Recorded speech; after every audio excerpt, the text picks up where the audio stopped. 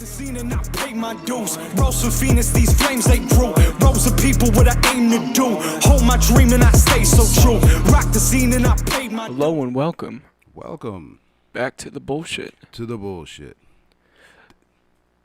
The Capeesh Podcast bullshit. Again, off to a great start. Because I'm supposed to say that, and I didn't say it. How are we today? How are you, Earthlings? I'm good. How are you? I'm amazing. You're great. Amazing. I'm fucking great. You're fucking great. I'm fucking great. Fucking great over here. Life is good. But not for 6IX9. Definitely not. Well, he doesn't want to be in witness protection. Oh, really? That's mighty curious of me. I don't know. He says he's going to continue his rap career after this. He's a fucking idiot. Do you think that's possible? No. I think he could sell records. Mm-hmm. That's not the problem. Mm-hmm. I think he won't be able to have a career because he'll get shot. That's possible. I mean, how do you do a show? Maybe he can do a hologram show. Every show, people are just shooting the hologram and shit. Like, pow, pow, pow, I pow, mean, pow, pow. I was wondering when the Tupac hologram was going on tour because I had my money ready for the tickets. Probably problems with the family, stuff like that. What, for the hologram family? Yeah, the hologram family. We need permission hologram from the hologram family. Hologram and family. The Outlaws. They're serious about it too. Wait, the hologram Outlaws? Yeah. Okay. And his mom, who's passed, she would be the person that, but she's not here with us. But 6IX9IN is here with us, and he wants to continue a career. He won't soon be here with us. And go on tour. So ridiculous to me. What gets me about this stuff is, why do these entertainers who are haven't grown up in gang culture, why do they join gang culture? Is there a point to it? I think honestly, it's for not only acceptance from the rap community, I guess you could say. Mm-hmm. They just want to be cool. I think it's really just made that because, like, when you had rappers, like, say, back in, like, the 2000s, like, when the bling era really started, mm-hmm. It started to get, like, to a point where, everything on the radio was talking about guns, sex, whatever. True. Like, when Baby was rocking blue. Remember that? Mm-mm. Oh, yeah. Baby. Cash Money, those guys. Oh, yeah, they used to yeah. wear blue all the time. For some reason, I was thinking of Baby. No. That's later. We're going to get to that. But, they used to rock blue. My opinion, I think these fuckers are scared. I think they're all scared. I mean, just like down to Chris Brown. You want to be, if you go to L.A., you want to be in L.A., you want to hang around L.A., everyone, and I think it's a black thing. I hate to do it like that, but I think it's a black thing. Post Malone doesn't have to get down with anybody. He's fine wherever he goes. How come it's a black rapper or a black singer, a fucking R&B singer? Why do you have to be down with a gang? Unless you're fucking scared that they're just gonna fucking kill you if you don't give up 10% or tied to them like it's a church or something. You know what I'm saying? And I mean, they're even quoted in the 6IX9IN tapes if you heard them. They say, "Oh yeah, the guy's not stealing from him; he takes it." So he's not doing it behind his back. He's right in your face, like, I'm taking this much of your shit, and you don't say nothing, and just let this continue. And if you don't let us continue, you won't be safe. What the fuck is that? I don't understand the mentality. So, rephrase that. So, who's saying this to him? 6IX9IN's former associates are on the phone, and they're speaking about the managers. Uh-huh. And what the manager does is it's a kind of a New York saying where they'll say, well, he didn't steal, he took it. Which means they're not they're not stealing from you. Basically, like saying, "Let me hold $1." Yeah. Well, I'm not stealing. I just asked you for $1. They're looking you in the eye and they're taking your dollar while you're looking at them. So while they ask you, in a New York way, in their phrase, so to speak, dead ass stealing. They say dead ass. Give me They're $1. not stealing from you. They're looking you in your face and taking the money because you're already punked out to start off with. That's why you fucking joined a gang, because you needed that. I mean, I really think 6ix9ine did it for the image, though. And, you know, it sold. It worked. So why would he stop? Well, I mean, in his head. He can keep on doing it now. Yeah, Though, in his head, he was like, why would he stop? Yeah. So that's why it kept going. Yeah. That's why it kept going. But, and it got to a point where he's out in the middle of Chicago taunting Chief Keef in the middle of his hood. We'll see. That's where the whole thing combines to, okay, you already got people that get down with the gangs, but then 6ix9ine was like a super troll, you know, on top of it. So that just made a bad combination to me. You know, I guess he felt like he wasn't going to get hurt because he had the protection of these other people, when in fact these other people don't give a fuck about him. They're just a pack of wolves, and if you keep paying them, they'll keep off of you. But as soon as you say fuck that or change anything, they're gonna be at you. And that's when he got kidnapped, and that's when they started I'm sorry, that shit was funny as fuck. What, when he got kidnapped? Yeah, and that goes back to that saying about not stealing but taking it, because they took him. But they told him get in the car, and he got in the car. So it's kind of a It was kind of like they just yelled at him really loud, and he got in the car. But then the driver in on it? Was everyone in on it? I mean, at this point, I don't know who's not in on it. Was 6ix9ine in on it from the beginning? Maybe. It's possible. 6ix9ine could have been in it from the jump. So, I mean, just that's something to keep in mind. That would be a crazy damn twist, though. I mean, and God forbid me for calling someone else a snitch or anything like that, but someone like even Jim Jones could have been down with all this stuff way before. Why is he on the tapes? Why is he speaking freely to all these people about contract killing? You know? I mean, I know that Jim Jones, I think we stated it in the last podcast or the bonus footage or whatever, but Jim Jones has said for years that he was affiliated with the Bloods and he had his phones tapped. So, you know, he knew this from the beginning, that people were following his every move. So yeah, that strengthens the question. Why tell somebody that they need to be super violated if you already know from years of experience? You've been in the game 15 years. So you know what's going on and what could possibly be going on. So why get on the phone to talk that shit? At least you could have, you know, you guys all known each other for many years. You could have met the dude in person and said that. You know what's possibly the possibility of you being recorded is great. You know, even if there wasn't an investigation going the way phones are made these days, you know, anything that you say could be recorded. I mean, have you ever also thought about just our generation and this fascination with snitching on yourself? Like, oh yeah.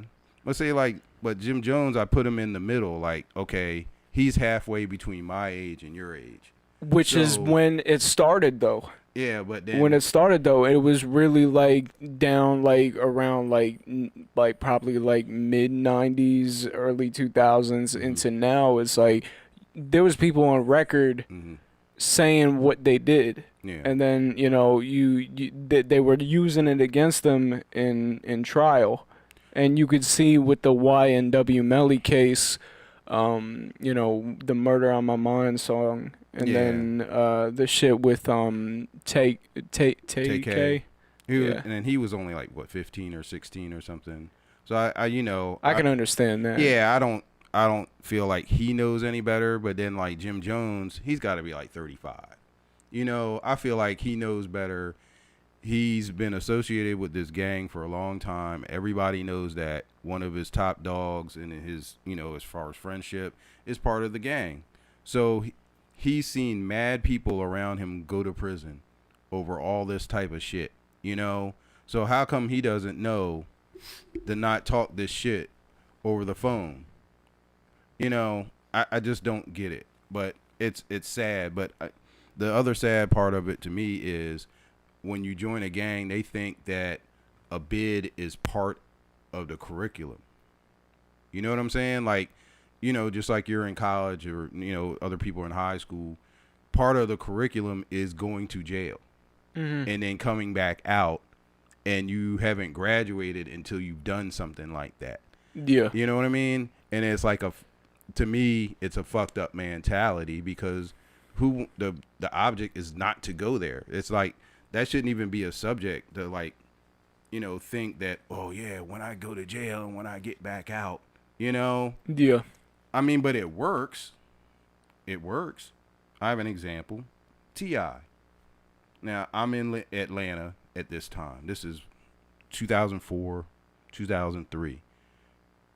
Tip goes to jail. This is one of the times he went to jail. This is the early time he went to jail, not the BET Awards. This is way back in the beginning. He goes to jail. Expeditiously. He goes to jail for some months, and it's the city jail. It's a jail called Wright Street in Atlanta, and it's a hard-ass jail. It's an old 1920s jail. Everything you could imagine about a jail. He was in it. And then when he got out, the moment he got out, he released ASAP, the song ASAP. And the streets went crazy. It's like the love for him doubled. Same with Gucci. And is that a thing? Should it be that way? Because I mean, there's definitely a sense of like, I don't know what it is, because like I know the whole thing with Meek, it was different because he everybody, like especially in the hip hop community, was saying unanimously, why the fuck is he in there? But after he got out, it was just like a completely different energy towards him, and especially with the older heads. Like you saw with Jay-Z and all those people coming in his defense, and they weren't like vocal about Meek Mill to begin with. Like you never really saw those connections like until, but again, it's a different situation. I think some old heads like me, that's a situation where I did already like Meek Mill, and I liked him much more after that situation because his situation was legitimate. Yeah. You go to jail for something, it wasn't murder, it wasn't a big, the biggest deal, but yeah, he committed a crime, but 10 years probation. That was fucking ridiculous.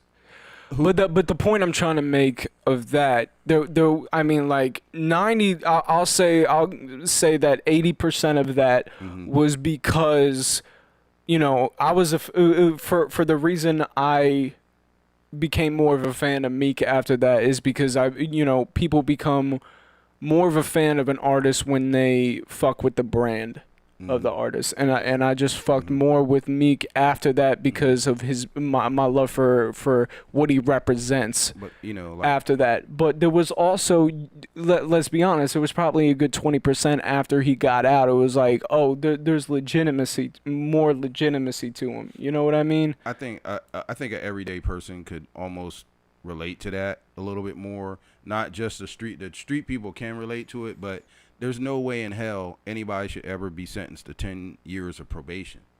Either you're going to serve a small amount of time and get out and it's over with, or nothing. That's just should not even be an option under criminal law to get 10 years probation. It's basically like, we didn't get you this time, but we're just going to wait for anything to happen. Anything around your crew can happen. You know, in a 10-year period. 10-year period is ridiculous. I mean, what mistake could you have made? Like, you could fucking jaywalk and fucking go to jail. Wheelies on a fucking 4-wheeler, and go and end up going to jail. I mean, but of course, everyone whoever doesn't know, the judge was corrupt as hell. So yeah. Anyway, Meek Mill's judge is corrupt as shit. For all you guys that didn't know, the judge had her own ulterior motives. She tried to get Meek to record a song, a Boyz II Men remake. Mm-hmm. I don't know if that was going to get him off of 10 years of probation, but her and her boyfriend, Charlie It depends Mack, what Boyz II Men song, though. Maybe, like, if he did a remix to, like, one of the lesser-known songs, she would have gave him less time. Yeah, no, she probably would have violated him because... She would have violated him. Yeah. Like, put him back in jail because it was, like, suck. Yeah. I thought you meant a different violation. No, not violating. Yeah, I think he should have did the end of the road because that could have been the end of his road. Be on his fucking bullshit ass probation with this bullshit ass drudge. Yeah, I'm just glad that bullshit was over. I'm glad that bullshit is over, at least for in the sense that he got a different judge and all of that, you know. But the reason I brought that up is I wanted to bring it more so towards going from, you know, the Meek situation to, like, say more of like the Gucci situation where it was like once he got out, it was like, you know, it is almost like anytime a rapper goes to jail, when they get out, it's like almost like you get a stripe. You know what I mean? Well, does his clone get a stripe or does he get a stripe? Are you in? Do you believe that? Fuck no. Okay. I don't believe that. Because there's it like does genuine... look like a whole different person. Yeah, I mean, that's what happens when, you know, you're healthy. Like he spoke. Yeah, he spoke a whole different way. I mean, coming from someone that seen him, you know, in the 03, 02 to 05 era, how he walked, talked. Does Gucci still have the ice cream face tat? I think he had that removed, I believe. It's funny, once he gets the ice cream face tat removed, he becomes healthier. Okay, well then, what's gonna happen to 6ix9ine then? He's got a lot of tattoos to remove, you know. Once he gets the 6ix9ine tattoo removed, he's gonna become Christian. Oh. Yeah. He's gonna do Christian rap. Yes. You know what? Damn, that would work. Yeah. That would work. Like the white Kirk Franklin or something, you know. But they still might shoot him on tour. That doesn't matter to them. They're not gonna care. They're gonna be like, oh. That would be one hell of a fucking headline. Yeah. Christian rapper shot in gang violence. Yeah. He's gonna be like, praise the Lord. They're gonna be like, praise the Lord. 9 Trey, pow. And they're just gonna shoot his ass up, no matter what. They don't care what religion. If he's Muslim, Christian, he joins Farrakhan and them, they're still gonna kill his ass. You know that, right? There's he gonna die. This is the topic for our podcast. Is 6ix9ine is gonna die? Oh, 6ix9ine is gonna die. This should get some views. Yeah. We'll be all right. Yeah, we're trolling, guys. I'm not trolling. He's gonna fucking die. Somehow you gotta think there's some kind of way he's gonna make it for a good long while before it. I think they're gonna be too scared to do anything with him at first. You know what I mean? Because the trail is so hot on what's going on right now. All their phones of the associates are being tapped and so forth. Just think about the fact of this. Like, you have all those, however many blood. Forget about 9 Trey bloods, but just bloods in America right now. You're telling me if he doesn't go, there's gonna be one. It is gonna be inevitable that is just crazy, doesn't give a fuck about going to jail. And I'll tell you this: if they're part of the Bloods, they probably don't care about going to jail. It's like a rite of passage almost. So, like, and you kill the head rat. Okay, well, it might be a bounty involved. That's and what I mean. It might be like, extra stripes on your suit there. Yeah. You know, so imagine you kill the head rat. he may have people other than Bloods after him. There may just be people after him just so someone can be the person that says, I killed that 6ix9ine. Yeah, I killed the rat. Yeah. And no more cheese for you. I killed the rat. Yeah. That's terrible. I don't know. I mean, there's so many layers of stupidity. I know I keep calling the motherfucker dumb, but he's just so dumb. Yeah, well. Like think about this. It first starts off with him not being a rapper at all. Right. He starts throwing up Crip all over, Ciph, whatever the fuck. Mm-hmm. Then he starts getting face tats. Then he starts saying he's Blood. Then he gets affiliated with actual Blood members to push his fake gangster persona further. Then he's taunting these rappers like YG. The whole rap a lot. Fucking people. Chief Keef. Yeah. Like the stupidity keeps going on, and then you get to a point where you're cooperating with the feds to get out, and then when you have the chance to go into witness protection and maybe be safe, just retire from music. You have enough money. Okay, well, hold on. Back it up. I'm what about the OGs in these gangs? What OG gave the pass for all this shit? They didn't have to let him get down. What stupid motherfucker said, hey, this is a good idea to let this former food delivery guy who just started rapping be... I mean, you guys don't have rappers There's a lot in of your layers. own fucking crew already that, like, you could have promoted one of those guys into this type of position, but an outsider. You know they're not going to be true to this shit in the first place because they're a fucking outsider in the first place. But someone thought it was a good idea to let this guy be down. And not only be down, be just, like, bold with it. And, wait, we got your back. You can diss anybody you want. And he's telling people, that's when I knew it was really fake, because when he was like, oh, test my gangster. Test my gangster. Like, man, go to L.A. and ask anybody if they've ever said that.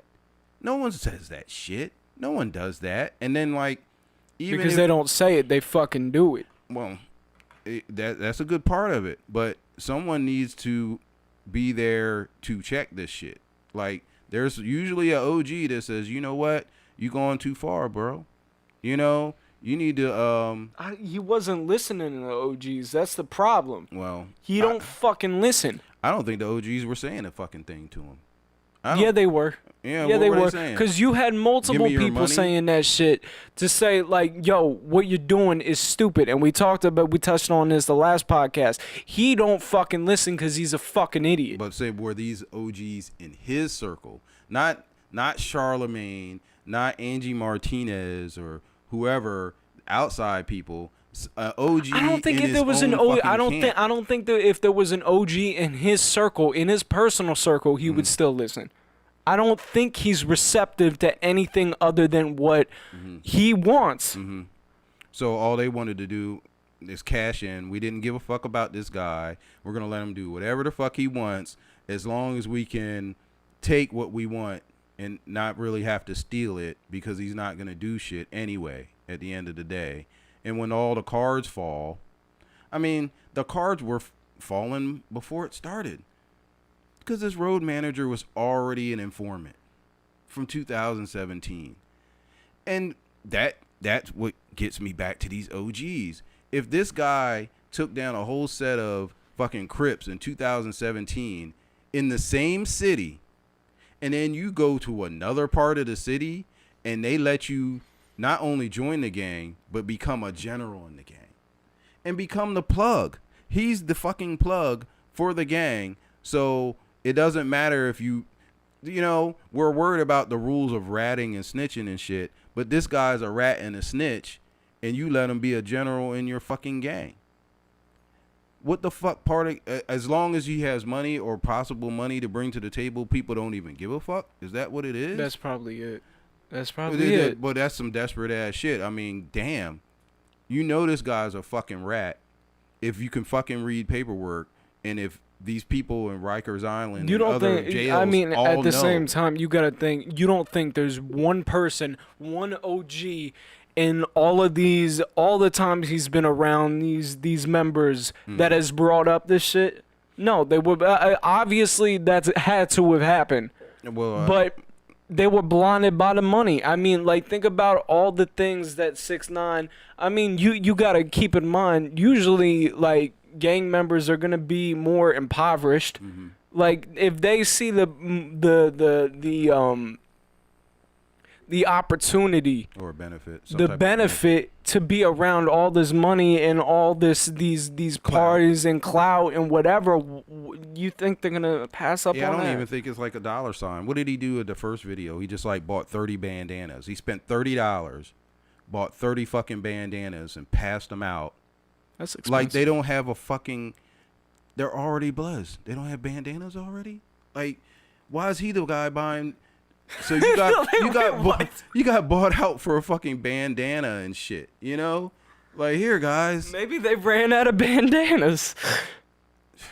How could you ever run out of bandanas? You go to the hair store, you get all the bandanas you want. Well, first right of all, now. you don't know if their check came in from this week. Maybe they lost their bandana. What check? I don't fucking know. 6ix9ine's in prison right now. There's no check. No, before that, Oh, when he was out. yeah. So what did they do before 6ix9ine? Did they get it from Jim Jones?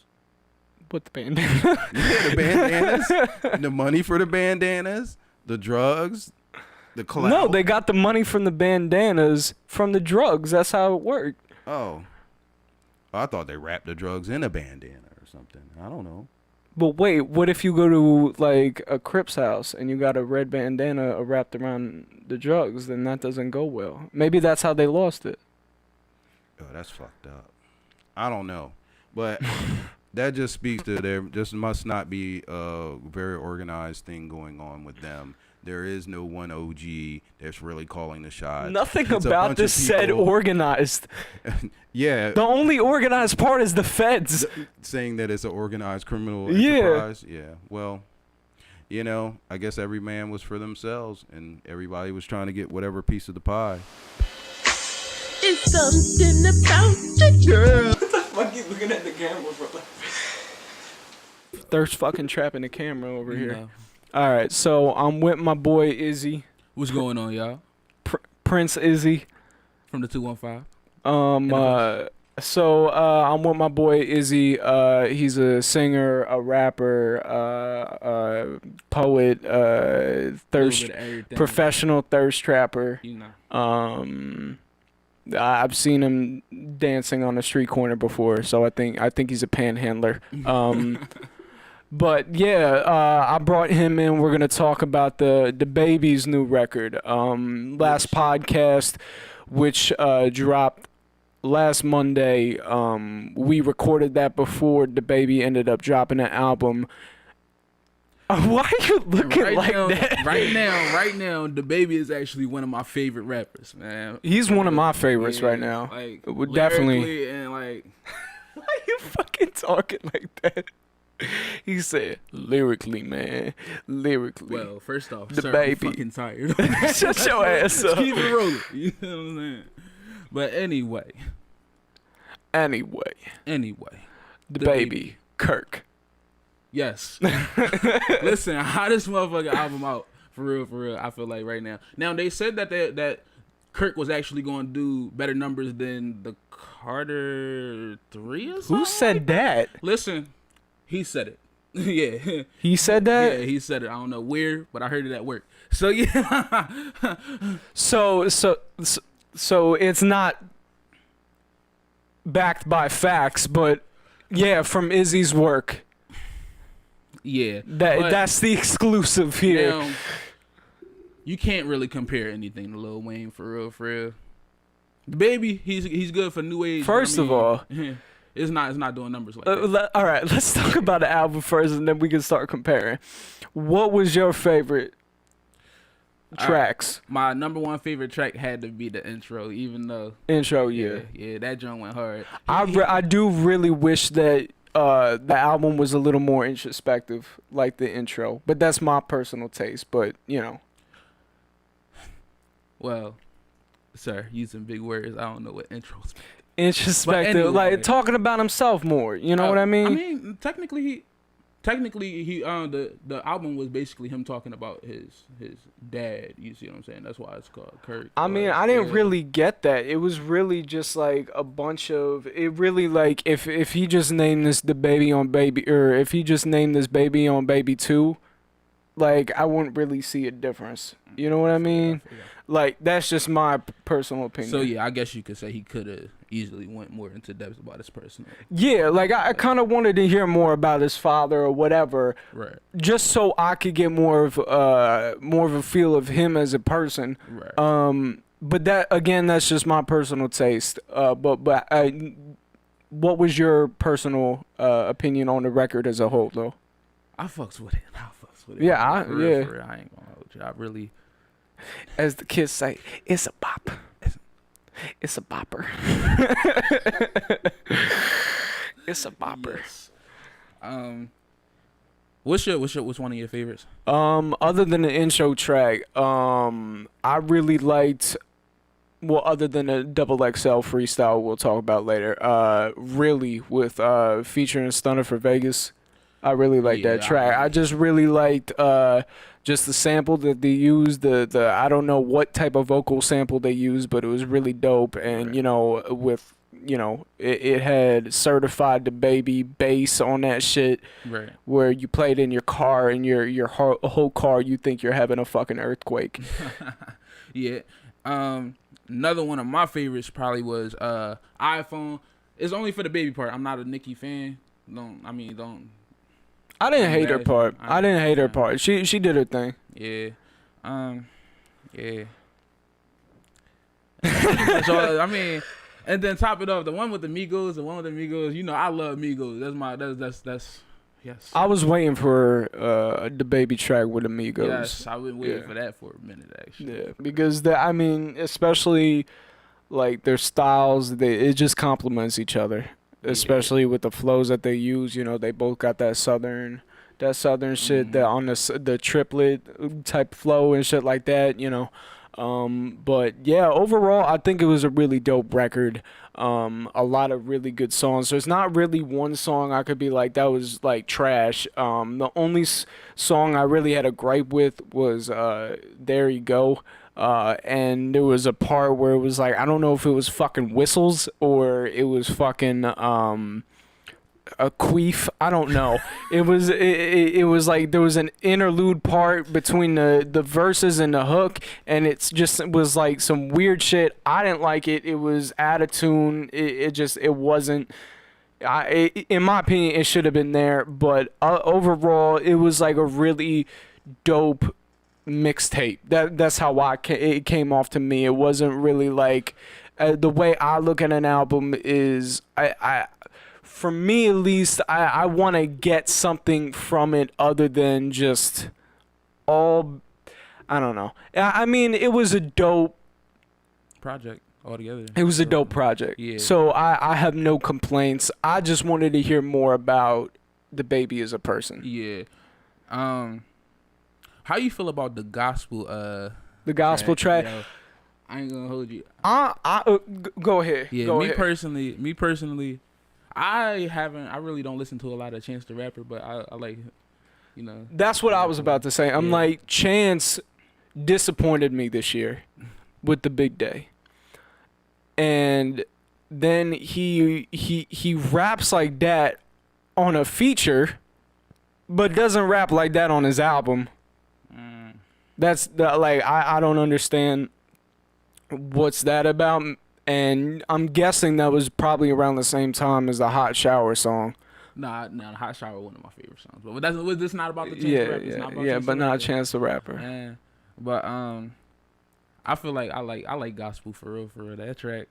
Yeah, that was That's a dope my- track. That's was another a one of my dope track. favorite ones. And there was a little more introspective on that track. Yeah. So I really fucked with that. And not to say that any track that any artist comes out has to be introspective or I won't like it. It's just I feel like I've heard enough braggadocio from the baby's old records. So I kind of wanted to hear something new. Mm-hmm. But at the same time, it's not like what he came with was bad. It was really fucking good. It was just some dope bangers, and you know, I you know, that's something I look to the baby for. So Yeah. no complaints here. Yeah, he definitely got his own, you know, thing going on, his own Yeah. flow.